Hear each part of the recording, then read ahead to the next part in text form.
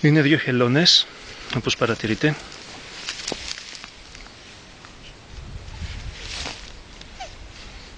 Που η μία πάει την άλλη κυριολεκτικά γαμιώντας.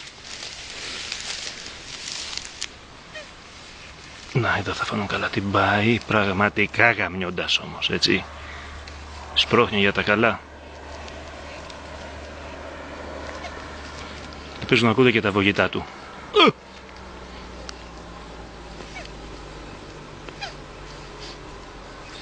Έλα τώρα να κάνουμε και ένα άλλο πλάνο. Θα γυρίσουμε από εδώ. Τσόντα θα το κάνουμε, τσόντα. Κτηνοβασία.